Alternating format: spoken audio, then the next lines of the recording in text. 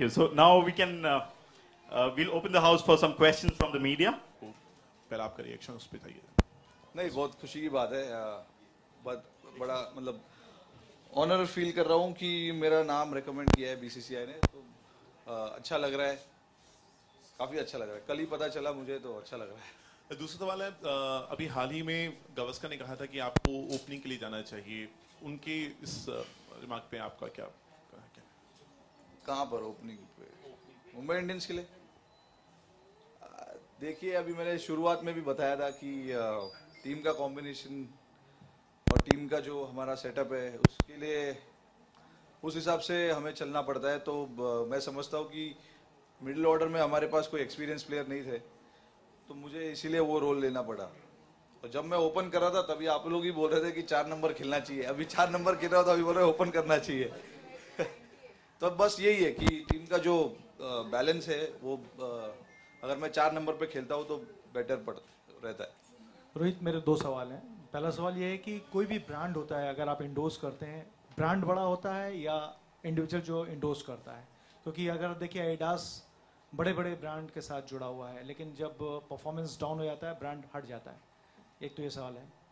दूसरा सवाल ये है कि जिस तरीके से नेपाल में काठमांडू में जो विपदा आई है, किस तरह संवेदन प्रकट करेंगे आप? पहले ब्रांड की बात किया जाए तो देखिए, अभी एथलीट के जो जितने भी एथलीट होते हैं सब अपना अपना ब्रांड चूज करते हैं, ब्रांड एथलीट को चूज करती है।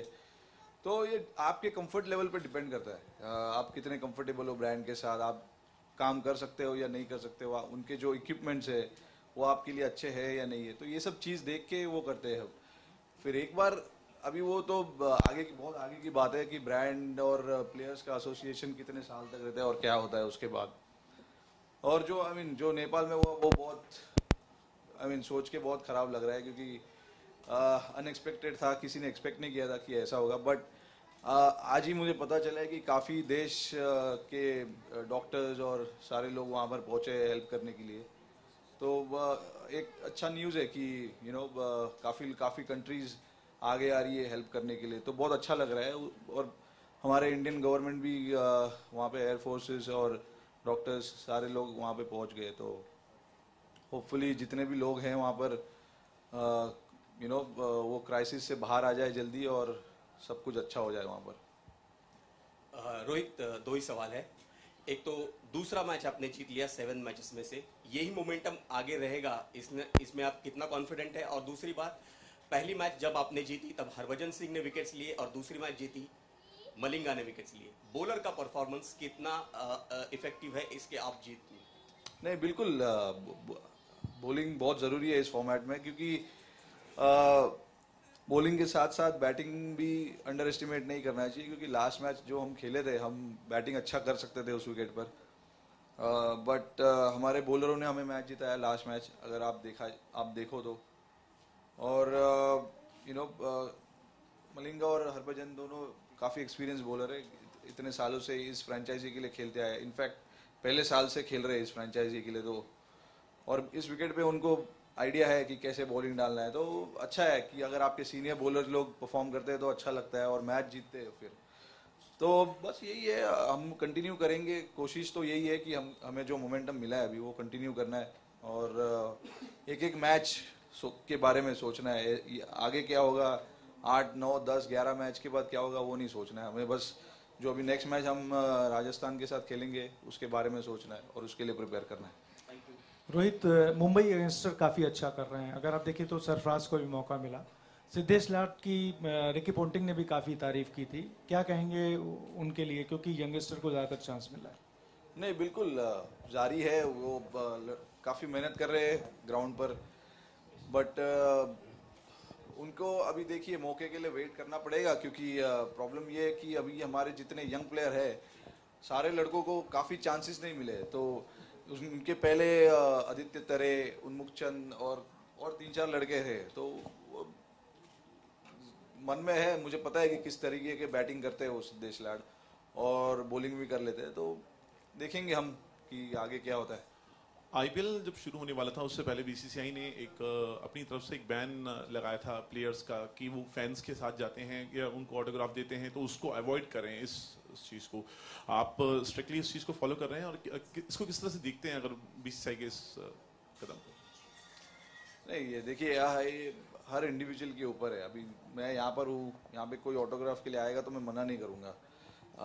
ये हर एक इंडिविजुअल पे डिपेंड करता है। बट ये देखिए, ये जो रूल्स होते हैं वो I mean you have to follow, but थोड़ा रियलिस्टिक भी रहना चाहिए कि देखना चाहिए कि अगर फैन लोग सच्चे दिल से आपको मिलना चाहते हैं तो आप उनको मिल सकते हो, उसमें कोई ये नहीं है, खराब बात नहीं है।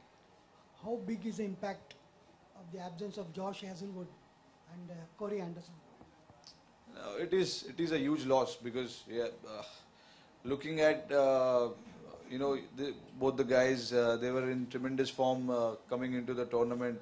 They had such a successful World Cup in Australia, and Hazelwood was particularly bowling so well. So his loss is obviously a huge blow for us. But at the same time, see, Mitchell McClenaghan came in place of him. He's bowling really well. He got wickets for us. So I'm sure, he's looking forward to perform well in this tournament, and he wants to continue. So with Corey Anderson was in tremendous form. Got a couple of half centuries in the tournament already, and then got injured. So with injuries, you can't help. It's a part of the game. So we have to take it in a right way, positive way. So that's what it is. We've got Colin Munro as his replacement. So hopefully, we'll see a lot of him during the tournament. He looks to be a very promising cricketer. So we have to wait and watch what he has in store for us. Rohit, इसी से जुड़ा सवाल है। Josh Hazlewood गए, Aaron Finch गए, उसके बाद Corey Anderson भी गए जिनको इंजरी है सबको।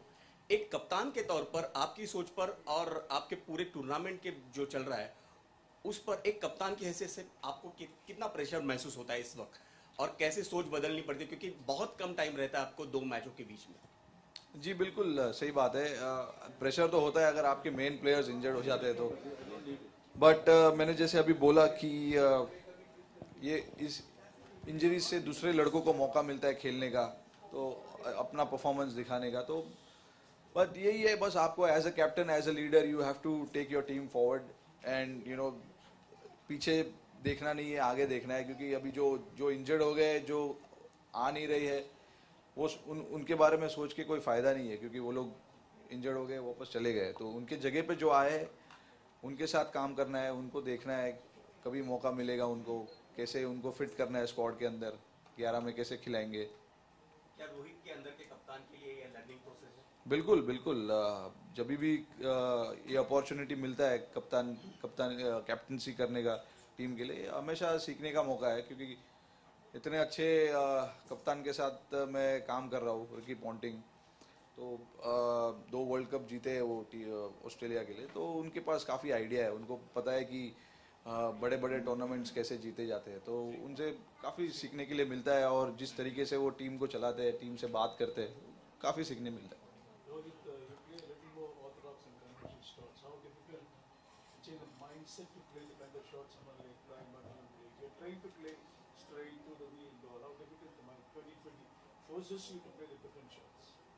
See, in 2020 you have to come up with,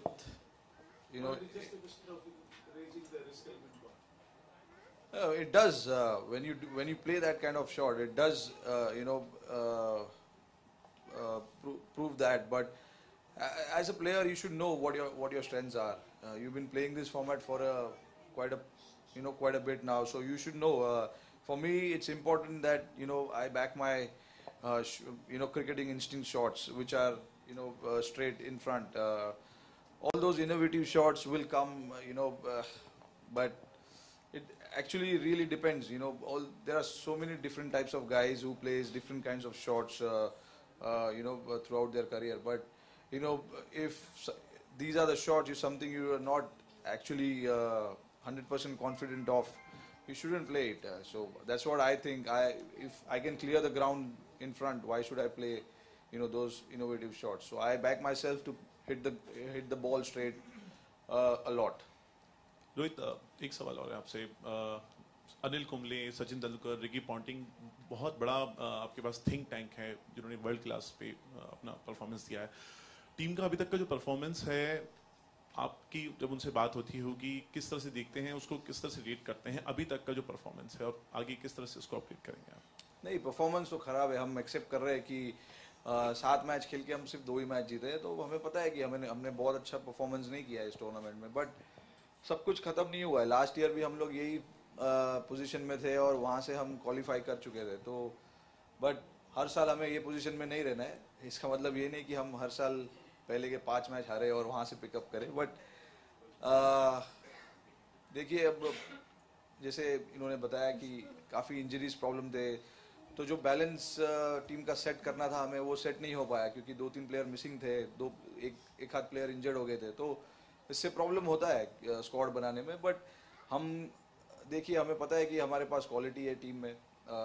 जिस तरीके से हम ये 2 लास्ट मैच जीते, 56 रन हमने डिफेंड किया है, वानखेड़े के विकेट पे वो इजी नहीं है, तो हमारे पास अच्छी बॉलिंग अटैक है, बैटिंग अच्छी है। टूर्नामेंट के सबसे ज़्यादा रन हमने बनाए हैं, 210, अभी तक किसी ने बनाया नहीं है, तो ये सब चीज़ एक पॉजिटिव फीलिंग देती है और यही चीज़ पे हमको कंटिन्यू करना है आगे भी। आपका सबसे मेमोरेबल सेंचुरी कौन सा? Memorable century 264।